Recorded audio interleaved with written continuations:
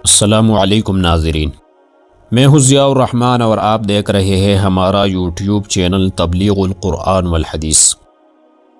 ناظرین، ایک ایسی قوم جسے اللہ تبارک و تعالی نے بندر بنا دیا، آخر کار اس قوم نے ایسا کیا جرم کیا تھا جس کی وجہ سے یہ عذاب ان پر نازل ہوا۔ یہ لوگ بندر بننے کے بعد ایک دوسرے کو دیکھ کر کیا کہتے تھے، اور کیا آج کے دور میں جو بندر موجود ہے کیا یہ ان مسخ شدہ قوم کی نسل سے ہیں؟ اور یہ لوگ بندر بننے کے بعد کتنی دیر زندہ رہے، اور اس قوم نے اللہ کی آزمائش کو کیسا مذاق سمجھا؟ تو ناظرین، کیا آپ نے کبھی سوچا ہے کہ اللہ کی احکامات کی نافرمانی انسان کو کتنا ذلیل کر سکتی ہیں؟ آج ہم اس موضوع پر بات کریں گے جو نہ صرف قرآن کی آیات بلکہ احادیث میں بھی بیان کیا گیا ہے۔ یہ واقعہ نہ صرف اس قوم کے لیے بلکہ ہم سب کے لیے ایک عبرت ہے۔ آئیے قرآن و حدیث کی روشنی میں اس واقعے کو تفصیل سے سمجھتے ہیں تاکہ ہماری دل اللہ کے خوف سے جھک جائے اور ہم اس کے احکامات کی قدر کریں۔ ناظرین، یہ واقعہ بنی اسرائیل کی ایک بستی کا ہے جو سمندر کے کنارے آباد تھی۔ اللہ تعالیٰ نے انہیں ہفتے کے دن مچھلی کے شکار سے روک دیا تھا اور حکم دیا تھا کہ یہ دن عبادت اور آرام کے لیے مخصوص ہوگا۔ اللہ تعالیٰ نے انہیں آزمایا کہ ہفتے کے دن مچھلیاں بڑی تعداد میں پانی کی سطح پر آ جاتی لیکن باقی دنوں میں نظر نہ آتی۔ ان لوگوں نے اللہ کے حکم کو دھوکہ دہی سے توڑنے کی کوشش کی۔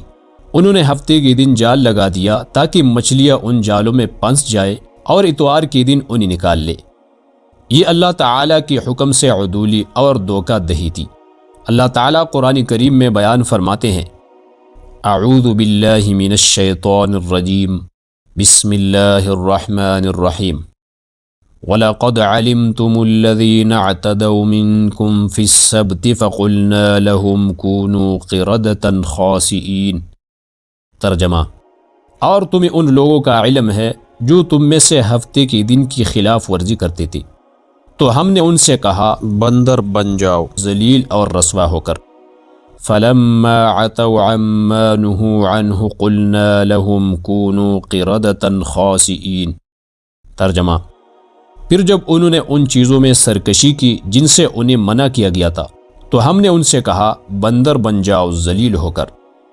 ناظرین، یہ آیات ان لوگوں کے انجام کو بیان کرتی ہے جو اللہ کی واضح احکامات کی خلاف ورزی کرتے ہیں، چاہے وہ اسے چھپانے کی کتنی ہی کوشش کریں۔ ناظرین، اس بستی کے لوگ 3 حصوں میں تقسیم ہو چکے تھے۔ ایک قسم وہ نافرمان لوگ تھے جو مچھلیاں پکڑنے کے لیے دھوکہ دہی کا سہارا لیتے تھے۔ یہ سمجھتے تھے کہ وہ اللہ کو دھوکہ دے سکتے ہیں، حالانکہ اللہ ان کی دلوں کے حال سے خوب واقف تھا۔ دوسری قسم وہ لوگ تھے جو مسلسل نافرمانوں کو روکتے تھے اور انہیں اللہ کے عذاب سے ڈراتے تھے۔ ان کی نیت یہ تھی کہ گناہگار باز آ جائے اور اللہ کی رحمت ان پر نازل ہو۔ جبکہ تیسری قسم ان لوگوں کی تھی جو نہ گناہ کرتے تھے اور نہ نصیحت کرتے تھے۔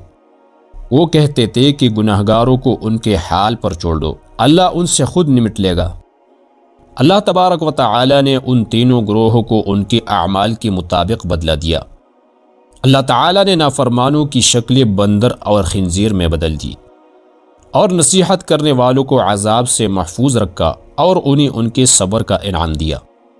خاموش رہنے والوں کے انجام کے بارے میں قرآن مجید میں واضح ذکر نہیں کیا گیا، لہٰذا اس پر توقف کرنا بہتر ہے اور ان کا معاملہ اللہ کے علم پر چھوڑ دیا گیا ہے۔ ناظرین، جب یہ لوگ بندر بن گئے تو اپنی سابقہ حالت کو یاد کر کے حسرت سے ایک دوسرے کو پہچانتے تھے، مگر کچھ کہنے یا اپنی کیفیت کا اظہار کرنے کے قابل نہ تھے۔ وہ قطاروں میں بیٹھ کر روتے، اپنی بے بسی پر ماتم کرتے اور اپنے اعمال کے انجام کو دیکھ کر غم و ندامت سے بھر جاتے تھے۔ یہ حالت ان کے لیے دنیا میں عذاب کی انتہا تھی۔